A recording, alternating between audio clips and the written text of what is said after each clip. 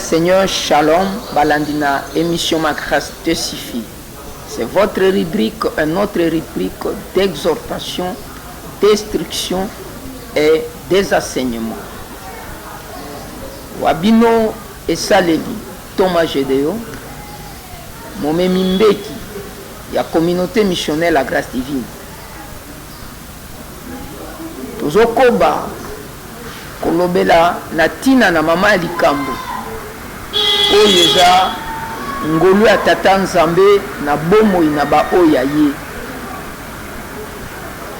Bien-aimé dans le Seigneur, ma combien zoloba, na 4 na livre ya Mosakoli Jérémie 29 le verset 11. Tata Nzambe lobi, je connais le projet que j'ai formé à votre égard, projet de paix et non de malheur, afin de te donner un avenir et de l'espérance. Alobi mabongisi oyo na bongisi ngai tata Nzambe na tina na yo, eza mabongisi ya malamu, eza mabongisi ya kimia, eza mabongisi ya minyoko te, eza mabongisi ya pasi te. C'est important na vie na mutu pour akota na destinée prophétique na ye. Esengeli komiye baka. Qui suis-je? Très important. Tango za na boyebi na identité na yo, okomi tambwisa lokola batu nyonso te. Okokota pe ko se focaliser na oyo eza lolenge na baye oyo baza na emoniselo oyo oza nango, bazalaka ndenge nini, batambolaka ndenge nini, pe basalaka nini. C'est très important dans la vie de maîtriser ce que vous êtes. Vous avez été prédestiné par l'Éternel, le Dieu. Vous avez la raison de votre existence. Mais qu'est-ce qui fait que jusqu'à présent, rien ne marche dans ta vie? Okolobananga Thomas, nazaka na boyebi na grâce o nazanango, na talent nazanango, na ministère o nazanango, na ba capacité o nazanango. C'est une bonne chose, c'est le premier pas. Bien-aimé, nalingaki na bakisa conformément à liloba na Nzambe. C'est important. Kozalaka na dimension ya boyebi ya bososoli, ya interprétation ya langage ya tata Nzambe. L'Éternel, le Dieu créateur, était Dieu de langage. Eza pesi na mawa ovivaka na motu, mais okoprenaka langage na motu bozalaka na ete ndenge nini makambo ekosimba, ndenge nini bokosala eloko peke liboso. Non, bokozala na kati na ba incompréhension et rien n'avancera. Si tu crois avec moi qu'il y a un Dieu créateur, le maître des circonstances et des temps, c'est lui le garant de ta future et de ta vie, c'est lui qui a le contrôle de tout de ta vie. Bien aimé, c'est important. Comme appelle dimanche à koyeba langage à tata Nzambe. L'Éternel, le Dieu, a plusieurs façons de se manifester et de s'exprimer à l'humanité. Nzamba lobaka na lingala te, na swahili te, na kikongo te, na français to ki portugais te. Quand Dieu parle, il parle dans des énigmes, badage, ba proverbe. Mais elobelina yezalaka mingi à travers ba circonstances, ba événement. Ba koko na biso ba tangate, mais ba koko na biso ba viva ba vie à malam. Pourquoi? Parce que bango ba yekola qui ko interpréter le langage à tata Nzambe. Prenons un exemple.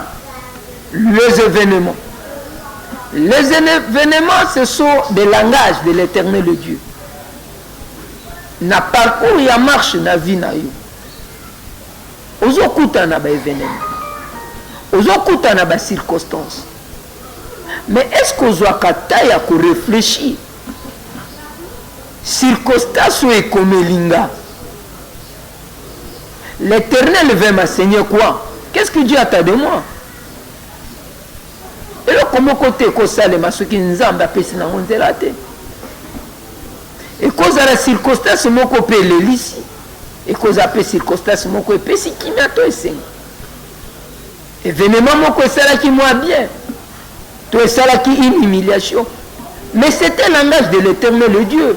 Bien-aimé dans le Seigneur. Tant que tu ne veux pas faire l'effort de comprendre le langage de l'éternel le Dieu, tu n'avanceras pas dans la vie. Tu n'avanceras pas dans la vie.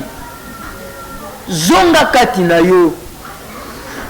Ba étape ni nous traverser.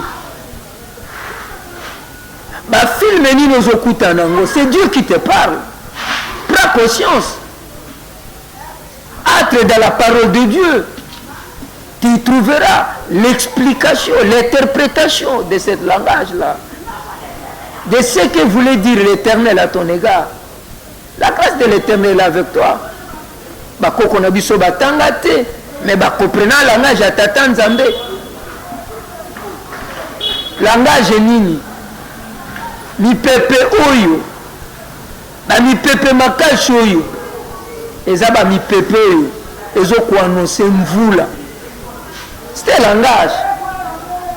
Or, ça fait plusieurs mois, vous les alakaté. Maintenant, bah, mi pepe annonça comme vous les bandits. C'est pour dire quoi? Il faut se préparer. La pluie va tomber bientôt. Et quand la pluie tombera, je suis appelé à faire quoi? Pour demain récolter positivement. Qu'est-ce que je suis appelé à ne pas faire? Il y a eu des événements, des signes qui annoncent pour une personne qui est prudente, sage, intelligente, ça le pousse à se préparer d'une manière ou d'une autre. Et ça va mi pepe comme kopeta. Oba msuba ko benga oba mi pepe mabe, ba mi pepe des malheurs.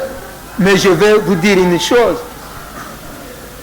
Et là konyo son nzamba sale za malamu.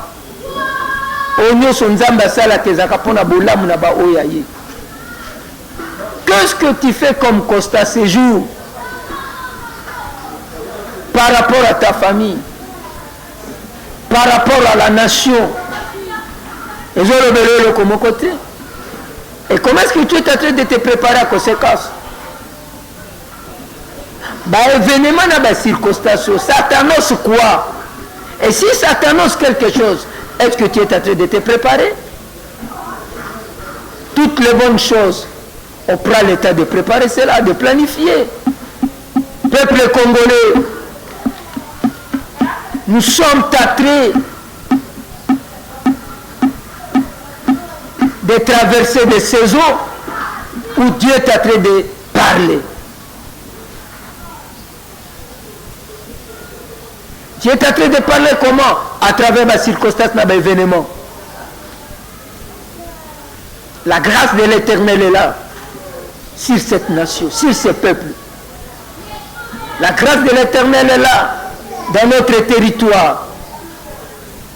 Mais ce que Dieu attend de toi et de moi, que chacun prenne conscience. Je suis appelé à faire quoi maintenant? La saison Tokominango, Bible Zoloba, le fils d'Isaacar avait l'intelligence du temps. Il savait discerner à quel temps sommes-nous. C'est le temps de faire quoi? Même maman ou elingia comme na mukumba, bazwaka mikumba n'importe kate, butunyo sote mikolonyo so tout tes arroswa mikumba. Il y a une saison bien déterminée. Il existe la période de la chaleur. Mais maman mayele nga yebi tant la komi nango, saison la komi nango. Et ça saison soki na zui kona na papa na opambola. Mais chiko so yakimi papa okapa opambola mandenge. Bien aimé. Tu Tikete kolo apesa yo par la grâce du Seigneur la sensibilité du Saint-Esprit.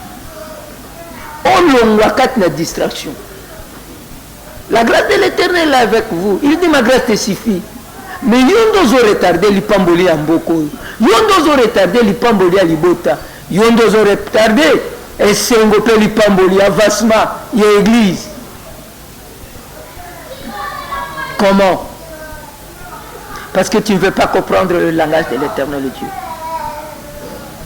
Le français dit, quelquefois le malheur est bon. Après la pluie vient le bon temps. Arrête de pleurer. Arrête de diaboliser. Le temps est arrivé. L'heure a sonné. Où l'Éternel veut se manifester par toi.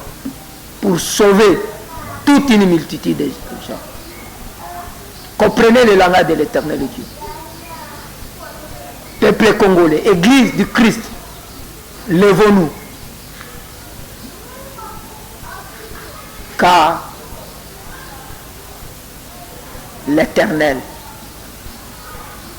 va arrêter le pleur de ceux qui pleuraient. Que Dieu vous bénisse. À la prochaine. Ciao. Votre serviteur Thomas Gédéon, Siba Moudifeli. Je vais prier pour toi. Éternel, je prie en faveur de tous ceux qui jusqu'à présent sont en train de tâtonner la vie. Jusqu'à présent, ils ne t'ont pas donné leur vie, leur cœur. Jusqu'à présent, ils ne comprennent pas tes pensées au sujet de la raison de leur existence sous ces cieux. Lorsqu'à travers cette mission, les écailles tombent. Illumine les yeux de cœur de ce peuple. Que chacun comprenne son utilité, la raison de son existence. Et entre dans l'exécution de ce que tu attendais de lui. Que la paix du Seigneur soit avec vous. Je prie pour ta guérison. Maintenant, reçois la guérison. Sois consolé, sois fortifié. Que l'Éternel te protège. Qu'il t'épargne du danger. Au nom de Jésus-Christ, nous avons ainsi prié. Amen. À bientôt avec votre serviteur, l'apôtre Gédéon. Ciao. Merci.